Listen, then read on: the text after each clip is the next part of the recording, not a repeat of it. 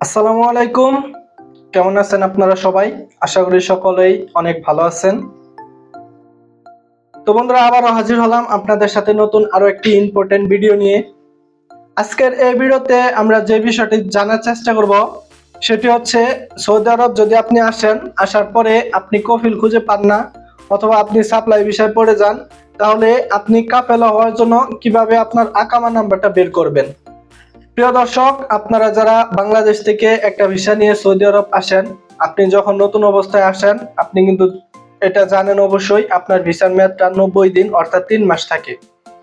তো 3 মাসের মধ্যে কিন্তু আপনার সৌদি আরব বৈধতা দেওয়া হয়। এই বৈধতার সময়ে আপনার কিন্তু কফিল, আপনার কাজ, আপনার যে জায়গায় ডিউটি হবে সেই সমস্ত কিছু আপনাকে বুঝে নিতে হবে। মানে আপনি বাংলাদেশ থেকে যে ভিসায় এসেছেন সেইখানে সেই কোম্পানির আন্ডারে, সেই কফিলের আন্ডারে আপনাকে এসে তারপরে সবকিছু বুঝে নিতে হবে এবং তারপরে কফিলের আন্ডারে থেকে আপনার ইকামা তৈরি করতে হবে। কিন্তু এই ক্ষেত্রে অনেকে আছে আমার বাংলাদেশি ভাইরা, যারা সৌদি আরব আসার আগে দালালের খপ্পরে পড়ে। তারা এক কোম্পানিতে আসার কথা চিন্তা করে, কিন্তু দালাল বলে এক কোম্পানির কথা, এসে দেখে সাপ্লাই ভিসা। তো বন্ধুরা, সাপ্লাই ভিসা যারা পড়ে যান অথবা যারা এক কফিলের কাছে আসতে চান তারা অন্য একটা কফিলের কাছে এসে পড়েন, অথবা তারা সাপ্লাইয়ের মধ্যে পড়ে যান, অথবা তারা তাদের কফিল তাদের থেকে ইকামার টাকা নিচ্ছে ঠিকই, কিন্তু ইকামাটা করে দিচ্ছে না। এখন এই মুহূর্তে আপনি যদি কাফেলা হতে চান, মানে বৈধতা হতে চান, 3 মাস পরে কিন্তু আপনারা আপনি যদি অবৈধ থাকেন আপনি কিন্তু বৈধ হতে পারবেন। তো এখন বৈধ হওয়ার জন্য কিন্তু আপনার অবশ্যই ইকামা নাম্বার লাগবে। তো বন্ধুরা, আপনি যদি কাফেলা হতে চান বা আপনি যদি বৈধ হতে চান, তাহলে কিন্তু আপনার অবশ্যই ইকামা নাম্বার লাগবে। তো ইকামা নাম্বারটা আপনি কিভাবে পাবেন? তো ইকামা নাম্বারের জন্য আপনার যে জিনিসটা সর্বপ্রথম জানতে হবে সেটা হচ্ছে আপনার কফিলের ডিটেলস জানতে হবে। আপনার কফিল কোন এলাকায় বা কোন অঞ্চলে থাকে, সৌদি আরবের কোন এলাকায় বা কোন অঞ্চলে থাকে। আপনার কফিল যদি জেদ্দা, রিয়াদ, দাম্মাম, আল কাসিম এরকম বিভিন্ন ডিস্ট্রিক্ট রয়েছে, বিভিন্ন অঞ্চল রয়েছে।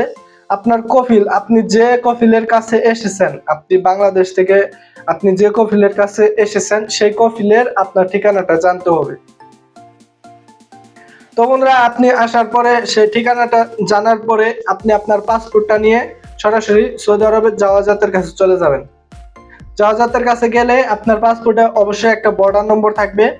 সেই বর্ডার নম্বরটা দিলে তাদের আপনার রুকুম মাকাদার নাম্বারটা তারা বের করে দিবে।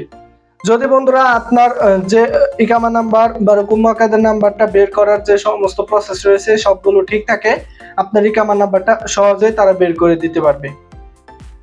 তো বন্ধুরা, আপনি কিন্তু ইকামা নাম্বারটা নেওয়ার পরে আপনি তারপরে নতুন আরেকটি জায়গায় কাফেলা হতে পারবেন। মানে সৌদি আরবে আপনার কাফেলা হওয়ার জন্য যে পেমেন্টটা, সেই পেমেন্টটা হয়তোবা আপনি করবেন অথবা আপনার নতুন যে কফিল সে পেমেন্টটা করবে। পেমেন্টটা করে দেওয়ার পরে আপনার কিন্তু সেই মেসেজটা আপনার সরাসরি আপনার অফশোর অ্যাকাউন্টে, আপনার কেয়া অ্যাকাউন্টে চলে আসবে। আপনার আগের কফিলের কাছে কিন্তু সেই মেসেজটা যাবে না।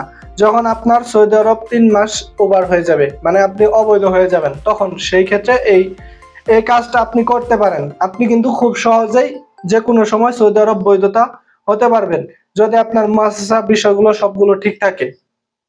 তো বন্ধুরা, অবশ্যই আপনি ইকামা নাম্বার বের করার আগে আপনার কফিলের কোন অঞ্চলে থাকে, আপনার কফিলের সমস্ত ডিটেলস আপনি ভালোভাবে জেনে তারপরে হচ্ছে জাওয়াজাতের কাছে গেলে আপনার ইকামা নাম্বারটা বের করে দিবে। অথবা আমরা আশা করি বিষয়টি বুঝতে পেরেছেন। যদি ভিডিওটি ভালো লাগে অবশ্যই একটা লাইক করবেন এবং আমার চ্যানেলে যদি আপনি নতুন হয়ে থাকেন অবশ্যই সাবস্ক্রাইব করবেন। ধন্যবাদ সকলকে।